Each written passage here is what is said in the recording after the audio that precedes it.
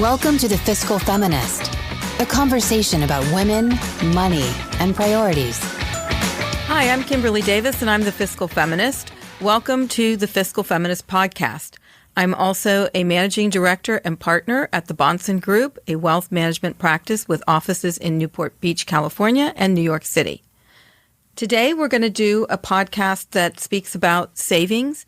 A lot of my followers on Instagram and Facebook have reached out saying that they would like to get a roadmap as to how to save, how to begin saving, and how to, build up that savings account over time. So we're going to be addressing that today. And I would like to thank everyone who does follow the Fiscal Feminist on Instagram and Facebook, and would encourage everyone to have a look at it and become followers. Also, if you could rate this podcast, that would be fantastic. I tried to figure out how to do that the other day, and it took me a while, but I did ultimately figure it out. So please rate the podcast if you like it and you have a minute to do so. So let's get started. The first thing I want to say is don't think of it as saving. Saving does not mean not spending on anything anymore. It means prioritizing your financial goals and making savings a top goal. Stop living in denial and thinking you will start saving one day when all the stars line up. You've got to put a plan in place now and get serious. There's no time like the present. Otherwise, time will pass and you will continue not to save, and you will fall farther and farther and farther behind. And that is just not a good thing. So this is really important. It might be the most important thing that you can do for your financial future. So let's start at ground zero and determine how we begin this whole process. The first thing that you want to do is determine your budget. Okay, this sounds boring, but it's not. It could be actually very exciting because you're going to get clarity on what you've been spending all your money on, right? You get your paycheck, the end of the month comes, and you're kind of like, what have I spent all this money on? So now we're going to get to the bottom of it. We're going to do some forensic examination to figure out what we're spending our money on. You can track your spending by looking at your debits in your bank account and charges on your credit card statements for the past few months. And from that, determine, what do you spend on necessities, right? Your rent, your utilities, your gas, your phone bill, so on and so forth. Food, what do you spend on non-necessities, things that you want to buy but you don't necessarily need. So these are called your discretionary costs, things like entertainment, clothes, shoes, makeup, vacations, hobbies, whatever, that kind of thing. So at that point, then you have your fixed expenses that you need to keep a roof over your head and live and eat and get to work and do all the day-to-day things. Then you have your discretionary expenses, which are the things that you do that are for fun and aren't necessarily needed. And you've got the two most important numbers. And then you figure out what you have left over. At that point, then you need to evaluate how much debt do you have on credit cards that needs to be paid off. So those are the three components to figuring out the ground zero equation. Once you figure out those things, then after you can budget yourself so that you are saving, you are paying your fixed costs, allocating an appropriate amount for your discretionary expenses, and then with whatever is left over, you have to start paying down your credit card debt. That is the first order of business. You start with the goal of reducing your credit card debt by a manageable amount every month. And to that end, you must work until you get it to zero. So instead of saying, oh my gosh, I'm going to pay $500 a month towards my credit card. If you can't do that, it's unrealistic and you're going to fall out of that strategy. Pick a number that makes more sense to you. So maybe say I'm going to pay off $1,000 over the next 6 months, and I'm going to prorate that over the next 6 months, and I'm going to incorporate that into my budget and make that part of my fixed cost so I can eliminate this credit card debt.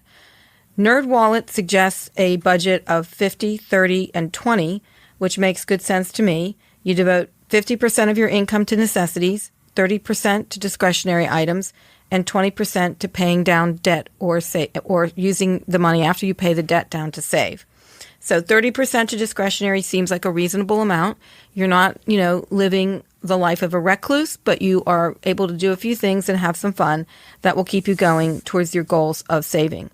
So once you have fixed your budget up, started to pay down your credit card debt and you've paid it off fully, and now you have some money to save, the first thing that you want to save for is your emergency fund. Everybody needs to establish an emergency fund that covers 3 to 6 months worth of expenses. I prefer 6 months because I tend to be more conservative. You never know what life is going to deal you. And this is what this emergency fund is for. Perhaps you lose your job. Perhaps there is a disability. Perhaps there's some unforeseen circumstance that you can't even imagine right now that prevents you from having cash flow coming into your home. So you need to have this emergency fund for those kinds of situations. So that's the first thing you're going to do after you've eliminated all credit card debt. It's essentially a cash fund that will cover up to 6 months of expenses in the event you've got no money coming in. Once you have the emergency fund set up, so you're looking pretty sweet right now, right? You've got your budget. You've paid down your credit card debt, and you've got your emergency fund in place. Now you have to begin the fun of saving. Change your mindset. Think of savings as fun.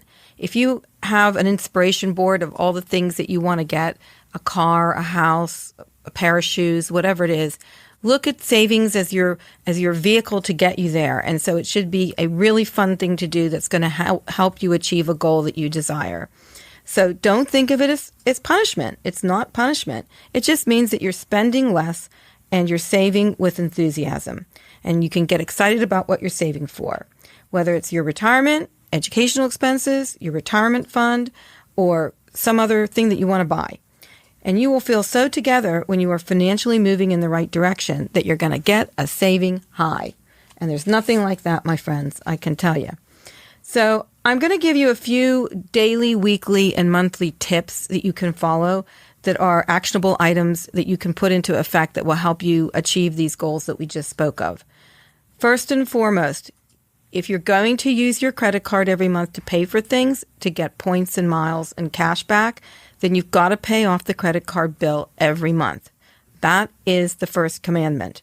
There's no point in generating these points and the miles and all that stuff if you're not paying the bill off, because they start to cost too much because you're paying interest and penalties and so on and so forth.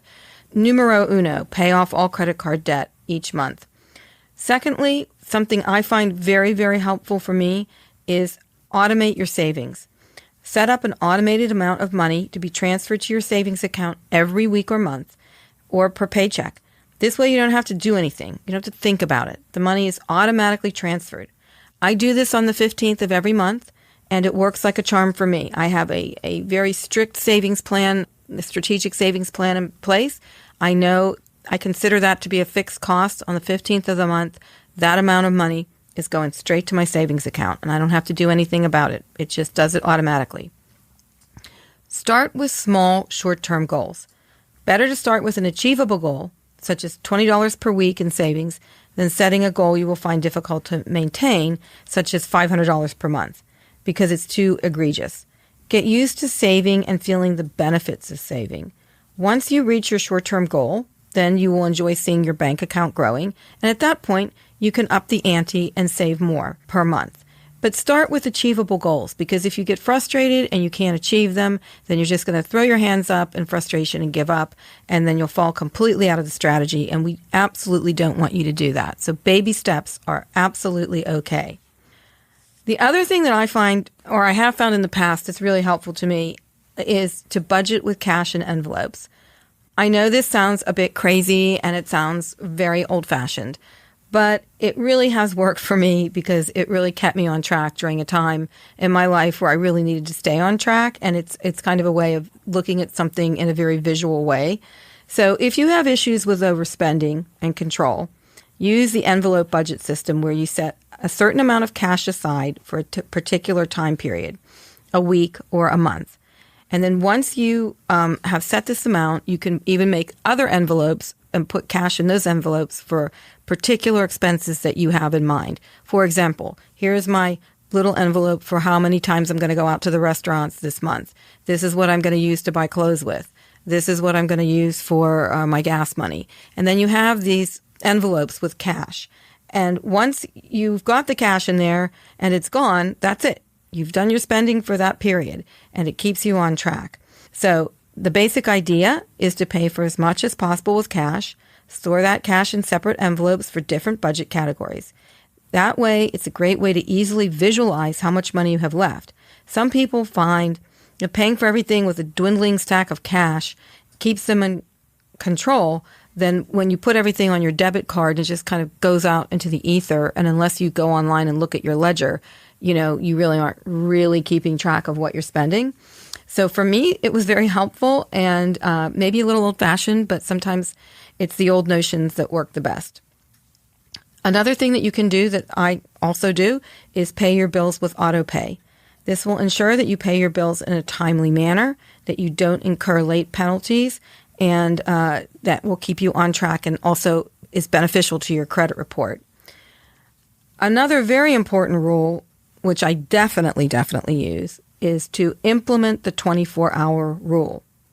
Do not buy discretionary items, large or small, but especially large, impulsively, and then suffer buyer's remorse. Have a self-imposed 24-hour rule and wait 24 hours before you pull the trigger and buy that item. For online shopping, for example, this is a very good thing to do. It's so easy for us to sit in front of our computers when we're bored or it's late at night or we need a break and to just go shopping. It's very easy to do, and you can spend a lot of money doing that. So you can always save that thing that you're looking at to favorites. They have those little heart things that's your favorite thing, and you can put that on there and save it for tomorrow after you've had to think about it and slept on it, and then go back and buy it the next day if you have the money to buy it without incurring debt. So I would say any kind of purchase, take 24 hours to contemplate it before you pull the trigger. My next tip I call the quid pro quo. Yes, I'm using that term, and I know everybody is hearing that term over and over today in the news, and I'm going to use it now because it is actually very appropriate to what I'm about to tell you to do. Every time you treat yourself to a non-essential, i.e. discretionary purchase, put the same amount in your savings account simultaneously. So if you go buy a pair of shoes for $250, then you should put $250 in your savings account. And that way it's a wash. One thing begets the other. It's a very good way to keep yourself on track. Even if it's something like, oh my gosh, I'm going to go buy 10 lattes this week, then put 10 lattes worth of money in your savings account. Small, seemingly insignificant contributions to savings add up over time. And if you just watch your savings account grow from these little things, you will understand what I'm saying and you will feel great about it. But the quid pro quo works. It's kind of like when you clean out your closet. You say, I'm going to buy a new jacket. Every time I buy a new jacket, I'm going to get rid of a jacket I haven't worn in my closet. Keep things tidy, keep things tight, keep yourself on track. And that rule will really help you. Next thing to do that I think is also very effective is calculate the purchase of the cost of the item that you're about to buy by how many hours of work it will take for you to complete to pay for that purchase. Divide the cost of the item by your hourly wage. Reality check, that's a reality check. So if I'm going to go buy a pair of shoes for $500, and I know I always use the pair of shoes as my example because obviously I am a woman obsessed with shoes, I need to divide that by how much I make. And if it's worth 10 hours worth of work, I have to say to myself, are these shoes worth 10 hours of my labor? And if they are, then I will go buy them. If they're not, I might reconsider and buy a pair of shoes that are worth 3 hours of my labor. But it's a very good reality check. Next, unsubscribe. We all get, these emails. We are inundated all day long with emails from the retailers that we buy things from, and they are sending us emails all the time. So unsubscribe, opt out. It's just temptation. Stay away from it. I've opted out of just about everything because I just don't want these constant reminders of things that I might want to buy. The other thing that you should do on a regular basis is check your credit report quarterly because you want to make sure that your credit is good and is going in the right direction. There are free credit services such as Credit Karma that allow you to do this. And it's very important that you know where you stand credit-wise and what the credit agencies are thinking about you. These things come into play if you want to get a loan for a house or a car, if you are applying for a lease. So, and a lower credit score is going to cost you money in higher interest rates. So do keep tabs on your credit score. I have some other things that are more practical and day-to-day, such as, before you go to the grocery store, make a grocery shopping list. Don't just amble into the grocery store. You're feeling a little bit hungry or you just want to buy something and buy random things at the grocery store. These things add up. So have a list, be organized, keep it on your phone. That way you can check it off as you go through the grocery store. Once you're done with the list, you're out. Leave. Don't buy anything you don't need. Gently reduce your dining out budget. If your budget is really high and going out all the time to dinners, because I know how that is. We all get home from work and we're tired and we don't want to cook, so we do DoorDash or we go out to dinner. But just try to commit to a certain number of times per month that you will dine out or you will get delivery, and just stick to it. Don't sacrifice your lifestyle totally, because you need to enjoy your life and every day is precious. But also try to limit how often you do this, because I think a lot of times we don't think about it and then those expenses really do add up. And lastly, try to limit alcohol consumption when you're out, because we all know a glass of wine costs a fortune, or a cocktail. So restaurants make money from the alcohol. So just keep that in mind. One thing that I do is every quarter I evaluate all my monthly bills to see if there are ways that I can save money on those bills. So I will call Verizon and I will try to figure out if I'm still on the best plan. I will review my utility bill. I will review my cable bill, and I always want to make sure, that I'm kind of in the most optimal plan possible. I'm very, very careful with my utility bills. I'm always calling the utility company because I don't understand why my bill is so high, and so they are able to break down to me what I'm spending the money on, and that helps me to curb my usage. So these little things like that could save you a lot of money. With respect to vacations, don't just plan a vacation ad hoc and, impulsively. Put it in your annual budget, plan for it, try to use your miles, try to find the best way to save money on the vacation by planning it in the future, as opposed to saying on a Friday, I think I'm going to go on vacation on Monday for 2 weeks. You'll have to pay for that in the end. You don't want to put all of these vacation expenses on credit cards, and then when you get back from vacation, have to worry about paying it off and feeling the stress of that. Christmas is coming up, so there's going to be a lot of gift giving going on. We all have birthdays, Christmas, Hanukkah, all sorts of things that we have to buy gifts for. So I would say, again, give yourself plenty of time for giving gifts and planning the budget therefore. Set spending limits on what you're going to spend. Expensive doesn't always mean thoughtful. Look for sales and do your best to do this all in advance, and at least plan your budget for it in advance so that you're not just, buying gifts willy-nilly and then all of a sudden you have this huge gift expense around the holidays and it's overwhelming and causes a stress and makes you not like the holidays. And then again, in keeping with this idea, establish a monthly entertainment budget. Whether you like to go to the cinema or the theater or concerts or you're into extreme sports, all of these things cost money. So if you have a set amount of money that you're going to put aside every month, or you're going to budget every month for what you're going to spend on these things, once you hit your limit, you're done and you can't do any more. But at least you know what you can anticipate and you can spread it out over a certain time period, and gives you something to look forward to. If you get a tax refund or a windfall, save it.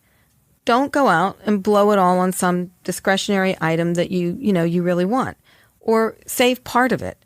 But don't spend all of it, because it's a real gift in savings when you get a windfall. So use it for your future benefit. Think of your future benefit and how it will grow when it's savings in a savings account or it's invested. It'll be worth a lot more in 3 or 4 years. So don't spend it now. Wait for it to grow. And then I would say a very important, and my last point for today, is start saving for retirement as early as you possibly can. Even if retirement seems a very long way off, it is never too early to start saving for it. Before you know it, you are older than you think. Take it from me. One day I turned around and I was like, oh my God, retirement isn't exactly that far away. So retirement savings will compound and grow over your lifetime, and that's going to ensure that you can live in dignity in your old age. it's going to be very difficult to live on just your Social Security check when you're old. So you need to have some sort of backup, and people don't get pensions the way they used to and things to that nature. So it's really up to us to make sure that we're saving for our retirement when we are able to, when we're working and we're healthy. So I know there are conflicting expenses in our lives. You know, you've got to put your kid through college, or you've got, you know, you just need to get through the month. And the idea of saving for retirement just seems like one thing too much to do. But if I could encourage you even to open an IRA, if you don't have a 401k, to even put $500 a year in that, I would say it's the best gift that you can give to yourself. So the two things you can do is, if you have a 401k program at your office, at your employment, max out on your 401k contribution or contribute as much as you possibly can and take advantage of your employer match if they have one. And if you don't have a 401k program, then contribute to a Roth IRA or a traditional IRA in some amount every year, just to get the ball rolling. Very, very important to do that. So these are just a few tips to get you started. I hope that you find them useful and practical and able to implement. Once you start seeing your savings account grow, you'll be motivated to do more. So give it a chance. Saving is fun. And if you guys have any ideas about savings tips that you want to share with me, please feel free to send them to me, and I will share them through my social media. And also, if you have any ideas about things that you would like me to speak about, please reach out, because I'm always interested in hearing what you care about, not so much what I care about, but what you really want to hear about. So thank you so much for spending some time with me today, and I'll talk to you soon. Thank you for listening to The Fiscal Feminist, a conversation about women, money, and priorities.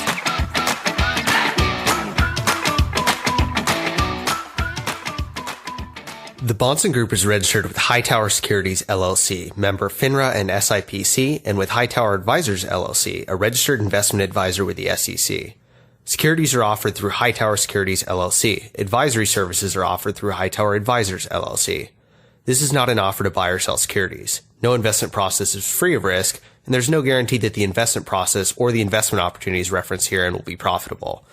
Past performance is not indicative of current or future performance and is not a guarantee. The investment opportunities referenced herein may not be suitable for all investors. All data and information referenced herein are from sources believed to be reliable. Any opinions, news, research, analyses, prices, or other information contained in this research is provided as general market commentary. It does not constitute investment advice. The team in Hightower shall not be in any way liable for claims and make no express or implied representations or warranties as the accuracy or completeness of the data and other information, or for statements or errors contained in or omissions from the obtained data and information referenced herein. The data and information are provided as of the date referenced. Such data and information are subject to change without notice.